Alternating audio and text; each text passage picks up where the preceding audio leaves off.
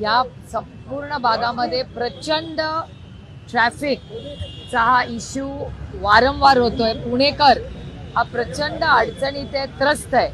खूप कष्ट करून लोक शाळा, कॉलेज, काम ह्याच्यासाठी जात असतात आणि तासनतास पेट्रोल डिझेल वाया जातच, पण वेळही वाया जातो. आणि त्याच्यामुळे पुण्याच्या ट्रॅफिकसाठी वारंवार सातत्याने काय सुधारणा करण्यासाठी या सगळ्या माझ्या सहकाऱ्यांच्या मदतीने आम्ही प्रयत्न करत असतो. आज नॅशनल हायवे आणि पुणे म्युनिसिपल कॉर्पोरेशन ह्याचा आमचा रिव्ह्यू होता.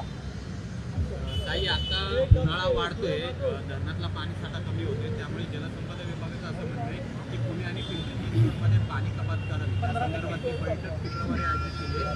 तुम्हाला काय वाटतं, पाणी कपातीची खरंच आवश्यकता आहे का, काय केलं पाहिजे? मला असं वाटतं की हा एक गंभीर प्रश्न आहे. आपल्याला आठवत असेल की दादा पालकमंत्री असताना नेहमीच उन्हाळ्याच्या आधी आम्ही सगळेच एक रिव्ह्यू मीटिंग घ्यायचो आणि पाण्याचं नियोजन कसं झालं पाहिजे किंवा व्यवस्थित कसं व्हावं याच्यासाठी मग शेतीचं पाणी असेल, नागरिकांना शहरात लागणारं पाणी असेल, याचं नियोजन नेहमीच करायचो. त्याच्यामुळे ह्याही वेळी प्रशासनाने जातीने लक्ष घालून लोकांना कुठली अडचण येणार नाही याची खबरदारी घेतली पाहिजे. एका बाजूला ताई पाण्याचा विषय गंभीर होत चाललाय, तर 2 दिवसापूर्वी जो अवकाळी पाऊस झाला होता त्याच्यामुळे शहरात अक्षरशः पाणी तुंबलं होतं. म्हणजे एका बाजूला पाणी टंचाई आहे तर दुसऱ्या बाजूला पाणी तुंबतंय. कुठेतरी टाउन प्लॅनिंग आणि महापालिकेचा कामाचा अभाव वाटतोय. नाही, कामाचा अभाव तर नेहमीच असतो आणि आम्ही नेहमी सांगतो अर्धवट कामं पूर्ण होतात. त्याच्यामुळे अनेक वेळा डिलेड प्रोजेक्ट्स असतात किंवा पाण्याचं नियोजन किंवा जे नाले आहेत सातत्याने, वंदनाताई किती वर्ष या नाल्यांबद्दल बोलतायत, त्या नाल्यांवर रस्ते झाले, नाल्यांवर बिल्डिंग झाल्या आणि त्याच्यामुळे मग ती ब्लू लाईन, रेड लाईन ह्याला काही दुर्दैवाने या डेव्हलपमेंटमध्ये काही अर्थच राहिलेला नाही. त्यामुळे पुण्यामध्ये कधीही एवढं पाणी तुंबायचं नाही. आपण जिथे उभे आहोत तिथेच गेल्या किती वर्षात आम्ही किती कंप्लेंट करून करून थकलो. याच चौकामध्ये किती वेळा पाणी येतं. आणि माझं त्याचं पुणेचे कलेक्टर आणि दत्ता मामा भरणेंशी गेल्या आठवड्यात 2-3दा बोलणं झालं की अवकाळी पाऊस झाला आहे, त्याच्या त्या भागामध्ये जे काही नुकसान झालं त्याची भरपाई ही सरकारने तातडीने दिली पाहिजे. आणि भरणे मामांनी त्याचा एक रिव्ह्यू पण घेतला. तेही मला म्हणाले की काळजी करू नका. कलेक्टरही म्हणाले मला की काळजी करू नका, आम्ही व्यवस्थित नियोजन करतोय. आमचं सगळ्यांचं लक्ष आहे की प्रत्येक शेतकऱ्याला हा न्याय मिळाला पाहिजे. आणि शहरामध्ये जी अपूर्ण कामं आहेत किंवा नाले सफाईसाठी एवढा निधी दिला जातो ते व्यवस्थितपणे त्याची अंमलबजावणी होते का नाही हे बघितलं पाहिजे. आणि पावसाळ्याच्या आधी पावसासाठी सगळ्या प्रशासनाने तयारी केली पाहिजे. संदर्भातला प्रश्न आहे, अजितदादांचं निधन झालं त्यानंतर ही निवडणूक लागलेली आहे, तुम्ही तिथं उमेदवार दिलेला नाहीये, एक प्रकारे तुम्ही सुद्धा त्याला पाठिंबा दिला आहे, तर प्रचारामध्ये सुनेत्रा पवारांच्या तुम्ही सुद्धा उतरणार आहात, प्रचार करणार आहे का? अजून काही त्याची चर्चा नाहीच आहे. त्याच्यामुळे जेव्हा चर्चा होईल तेव्हा बघू. नाही, मला वाटतं रोहित दादांची काल आज सकाळी मीटिंग झाली सपकाळांबरोबर आणि रोहितनी मनापासून दिलगिरी व्यक्त केली की काँग्रेसच्या बद्दल जे काही वक्तव्य झालं त्यांच्याकडून त्याच्याबद्दल रोहितनी मनापासून दिलगिरी व्यक्त केली की बाबा काय चूक भूल असेल तर माफ करा असं म्हणून रोहितनी जाऊन दिलगिरी व्यक्त केलेली आहे. बघूया काय होतं.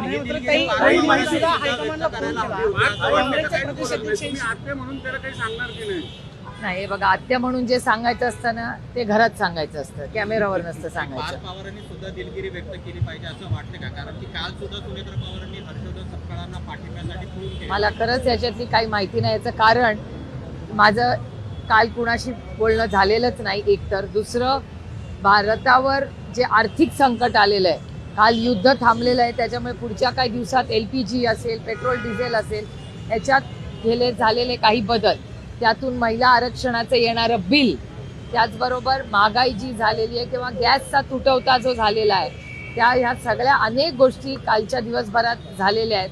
तर त्याच्यात बारामती लोकसभा मतदारसंघ, राज्य आणि देश पातळीवर या सगळ्याचा फॉलोअप करून, कारण का आपले काही लोक अनेक ठिकाणी अडकलेली आहेत, त्याचाही काल फॉलोअप घ्यायचा होता. त्यामुळे त्या सगळ्या गडबडीत त्या कामात मी व्यस्त होते. त्यामुळे मला ह्याची फारशी काय माहिती नाही. रोहित दादांनी प्रदेश अध्यक्षांना ज्यावेळेस भेटायला गेले होते, रोहित पवार म्हटले की पार्थ यांचा भाऊ म्हणून मी दिलगिरी व्यक्त व्यक्त करतो त्यावरती बोलले मी प्रदेशाध्यक्षांनी चिनीतलांना फोन लावला. चिनीतला असं म्हटले की राष्ट्रीय हायकमांड जे आहे त्यांना बोलून कळवतो. जर कदाचित प्रदेशाध्यक्षांनी ही भावना राष्ट्रीय हायकमांडकडे मांडली, सुनेत्रा वहिनींनी सुद्धा हायकमांडला फोन केल्याची माहिती आहे, काँग्रेस मग माघार घेईल का? मला माहिती नाही, मला आत्ता तरी ह्याच्यावर काही बोलता येणार नाही. पण रोहितनी मनापासून काँग्रेसला जर काही दुखवलं झालं असेल तर मनापासून त्यांनी एक मोठा भाऊ म्हणून अतिशय जबाबदारी पद्धतीने दिलगिरी व्यक्त केलेली आहे. ही चांगल्या संस्कारांची गोष्ट तुम्ही आहे. पण आवाहन करणार का काँग्रेसला? कारण आपल्या तुमच्या महाराष्ट्रात नेत्यांशी जी थेट संस्कृती संबंध आहे, आहे. अनेक निवडणुका जेव्हा लागल्या अशा सिच्युएशन नंतर तेव्हा कोणी उमेदवार दिला नव्हता.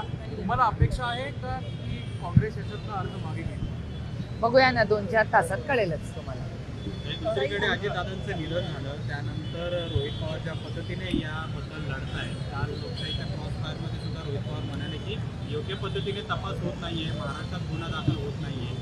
कुठेतरी त्यांनी नाराजी व्यक्त केलेली आहे. तुम्ही सुद्धा त्याबाबतचा पाठपुरावा करत असाल तर तुम्हाला काय वाटतं, तुम्ही सुद्धा या तपासाबाबत नाही, समाधानी एक आहात? गोष्ट आपल्याला सगळ्यांना मान्यच केली पाहिजे की दादाचं निधन झाल्यानंतर सगळ्यात जास्त फॉलोअप किंवा पाठपुरावा, माहिती ही सगळी माध्यमांनी मदत केलीच, पण सगळ्यात जास्त योगदान हे रोहितचं आहे ह्याच्यात.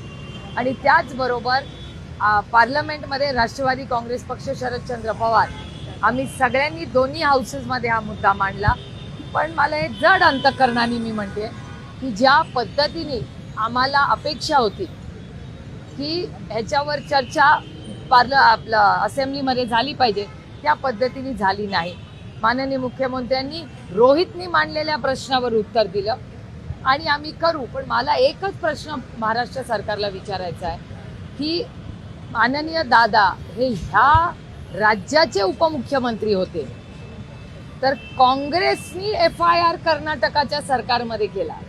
म्हणजे काँग्रेस पक्षाच्या बरोबर दादानी अनेक वर्ष एकत्र काम केलं आणि दादा गेल्यानंतर FIR करायला रोहितला काँग्रेसच्या सरकारकडे जावं लागलं आणि ज्या सरकारमध्ये दादा होता त्या सरकारने FIR करायला असा स्टँड किंवा नाकार का दिला, हे एक मोठा प्रश्नचिन्ह महाराष्ट्राच्या प्रत्येक नागरिकाच्या मनात आहे आणि बहीण म्हणून अर्थातच माझ्या मनात आहे. आणि जी काही मदत दादाच्या अपघातानंतर जी काही मदत माहिती काढा ह्याच्यासाठी केली, त्याच्यात रोहित आणि काँग्रेस पक्षाचं सगळ्यात मोठं योगदान आहे. अर्ज माघारी घेण्याचा दाद बोलतायत का वहिनी बोलतायत? हे दोघंही खासदार आहेत राज्यसभेत. जय पवार पण बरेच घेणार होते, असं ताई, जर त्यांनी हा प्रश्न तुम्ही मला विचारायच्या ऐवजी त्यांच्या गटाला विचारला पाहिजे. मी त्याचं उत्तर कसं देणार? अशोक खरात यांच्या शब्दात दमानी यांनी सांगितलंय की दादांचा ऍक्सिडेंट झाल्यानंतर, अपघात झाल्यानंतर त्याच्या आधीचे पण SMS होते आणि नंतरचे पण SMS आता समोर येत आहेत. काय सांगाल की ज्या प्रकारे आता बाबाजीला पण निमंत्रण दिलं जातं आणि दादांवर फोटोवर पण तिथं ब्लॅक मॅजिक केल्याचं समोर दमानी यांनी. हे बघा, माननीय अंजलीताई दमानिया ह्या एक जबाबदार भारतीय आहे. सातत्याने ज्या चुकीच्या गोष्टी होताना त्यांना दिसतात त्या अतिशय निर्भीडपणे, त्या कुणाला घाबरत नाही, न घाबरता त्या पारदर्शकपणे अनेक दशक या महाराष्ट्राच्या समोर अंजलीताई दमानिया मांडण्यात आलेल्या आहेत. अंजलीताईंकडे काही बातमी किंवा माहिती असेल तर त्यांनी ती जी माध्यमांसमोर मांडली आहे याचं मी मनापासून स्वागत करते.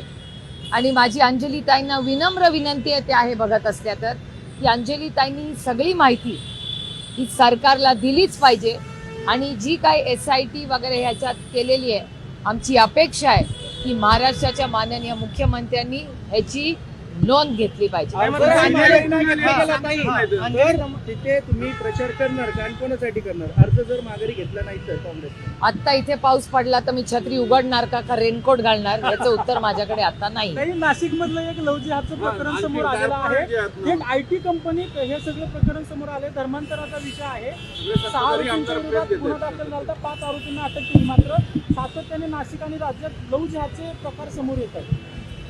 हे दुर्दैव आहे की नाशिक हा अतिशय एक सुसंस्कृत जिल्हा आहे, कुसुमाग्रजांचा जिल्हा आहे त्याचबरोबर आज सगळ्यात कष्ट करणारे शेतकरी, कांद्याची शेतकरी, आज सह्याद्री ॲग्रो जे तुमच्या सगळ्यांकडे दाखवतं, तो नाशिक जिल्हा अतिशय सुसंस्कृत जिल्हा, पण दुर्दैव आहे की सातत्याने त्या जिल्ह्याची काही लोकांमुळे आज बदनामी होते.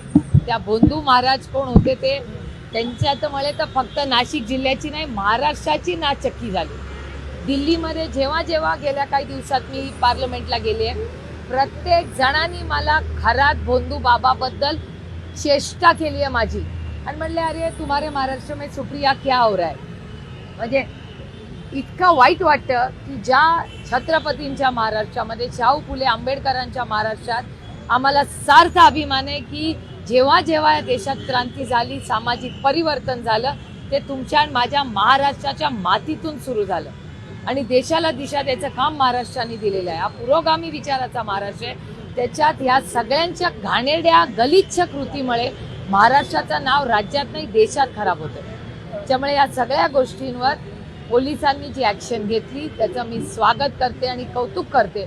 एवढीच विनंती आहे की आत्तापर्यंत पारदर्शकपणे जे काही झालं त्याच पद्धतीने कुणाचाही दबाव न घेता, प्रेशर घेत देता महाराष्ट्रातल्या प्रत्येक त्या व्यक्तीला न्याय मिळाला पाहिजे, ह्याच्यासाठी आपण सगळ्यांनी प्रयत्न केले पाहिजे. काही नेते त्यांना बाबाला भेटायला जातात आणि ते फोटो आलेत समोर, त्यांना काही सांगणार की नाही बाबा इथून पुढे तरी थांबा.